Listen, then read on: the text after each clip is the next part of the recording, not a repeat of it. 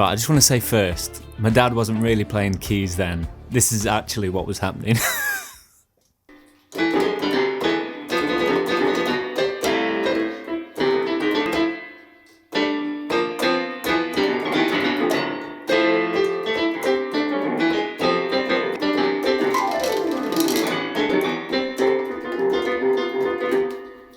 Surprisingly good though, actually, to be fair. Yeah, he was just jamming along with the music in his ears, making it look like he was playing. But yeah, it worked. Future Sam here, just a quick one to say that Hire a Camera have lent me this gear to do the review, but they have not sponsored this video, they've not told me to say anything. If you want to know a little bit more about them, there'll be a link in the description below so you can go and check them out, along with the products that I'm talking about in this video. So, I'll let you get back to past Sam. Right, I've always wanted to try the Laowa probe lens because the shots that people get with this are incredible. And Hire a Camera have kindly sent me one of them, along with the Edelkrone Slider Kit, a match made in heaven. These two together.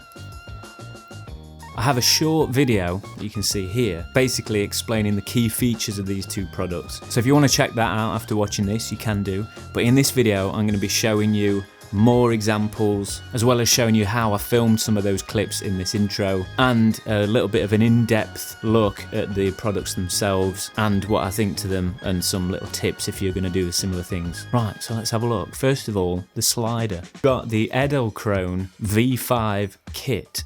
And that comes with the V5 slider, the V3 module, and 2 of the Head 1 pan and tilt systems with these little L brackets. So you can actually mount these on top of the slider as well. Then you've got 3-way axis of movement. So you've got slide, pan, and tilt as well. So you can pair all these together using the app, which is super simple to use. You just switch all the units on, press pair, and it does it automatically.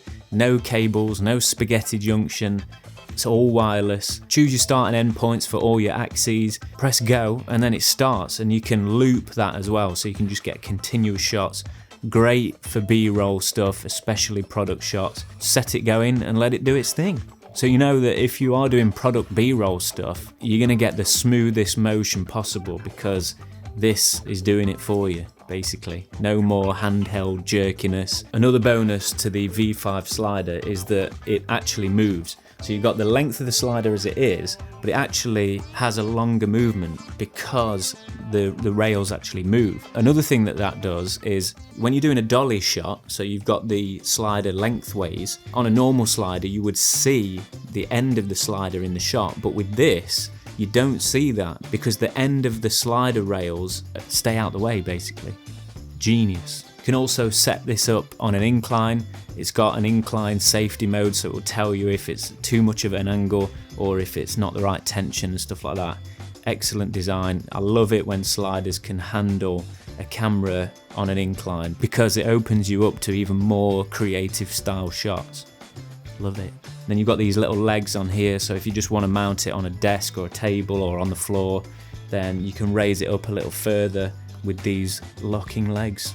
And that is really handy actually, because sometimes with a slider you need to be able to get, especially with the lens as well, you need to be able to get in tight spaces. Sometimes you need to be really low down, but then obviously you can mount it to a tripod as well to get higher. So it all gets paired up together really easily using the app on your phone. Now usually I don't like using apps on my phone because I don't know, I just like having a unit, but the app works really well, and you can obviously program different movements in with the 3-axis, or just use it as a slider on its own, and that's good. And the actual interface of the app changes depending on how many units you've got synced up together. So it keeps it nice and streamlined if you're just using the slider on its own, but then it adds what you need when you need it. And this thing is built like a tank. It's absolutely solid, and that is great, and it just adds to the stability of your slider as well. It's solid and it's nice and smooth and quiet. You can hear it, but it's quiet. And now obviously because this lens doesn't have image stabilization, pairing it with a slider is just, you need it basically. If you're going to be doing moving shots, you definitely need a slider of some sort. It's really helped me get super smooth shots. Right, so let's have a look at the lens. It's a fully manual focus lens, and the minimum focus distance is right up close to the lens itself. So you can have the lens right up there and it's going to be in focus, and it's incredible. It's really fun to play around with. And I was playing around with different focus distances because sometimes I wanted to draw the eye to the middle of the frame, but then other times I wanted the main focus to be on what the camera was just coming past or just going towards. And that makes it a more interesting shot as well, because when something is in focus right up close, not many people see that stuff. So it's a different shot entirely. So it's got an aperture range of f14 to f40. So you've got to make sure you've got a really powerful light to make sure that your subject is well lit,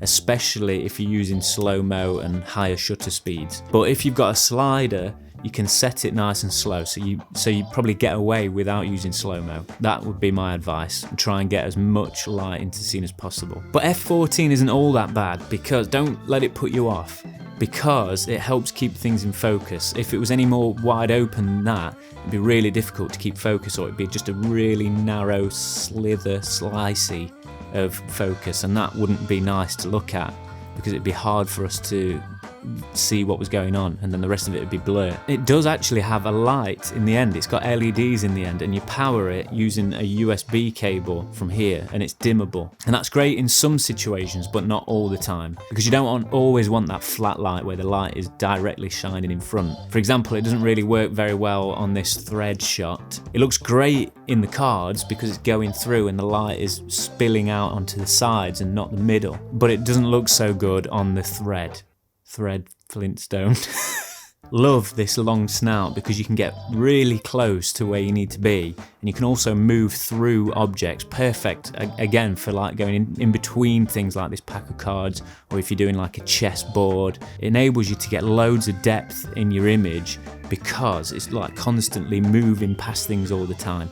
And if you pair it again with the slider with a pan motion, you can also move through things and round things, and the possibilities are endless really. You can get some really creative shots, and you wouldn't be able to do that with a lens of this size, for example. I mean, look at that, you wouldn't be able to get that through a pack of cards. Now, I didn't know this about this lens, but as another feature of its already brilliance, it's waterproof. Now, you don't want to go sticking the whole thing in the water and putting your camera in, but it's waterproof up until here. You can go even further and get some great shots with the light on the end. And naturally, I put it in the pond. Now, it was quite difficult because it's a little bit murky in there, so it was hard to focus, but still got some interesting shots. It's difficult though because you've got to manually focus. So I was moving that and it was wobbling the lens around a little bit. So maybe if you've got a focus motor attached to it, that'd be better. That'd get rid of that shakiness, or just keep the focus where it is and let the fish come to you, whatever. But yeah, another great feature of this lens, opens up another world of possibilities. And let's not forget that this can be used for photos as well as videos. I love being able to get so close to the details of things. It just looks amazing.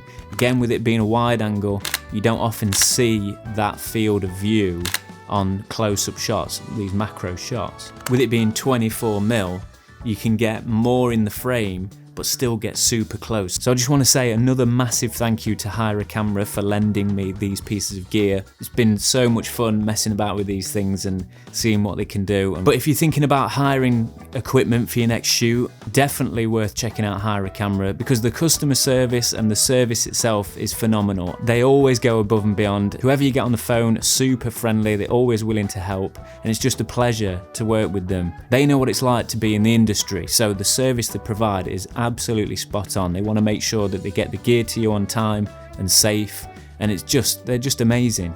So if you do want to hire from them, check the link in the description below, tell them Sam sent you, and that'll take you straight to their website and you can see their broad range of products that they offer. I will definitely be using this combination again in the future because they're amazing for product shots and things like that, so keep an eye out.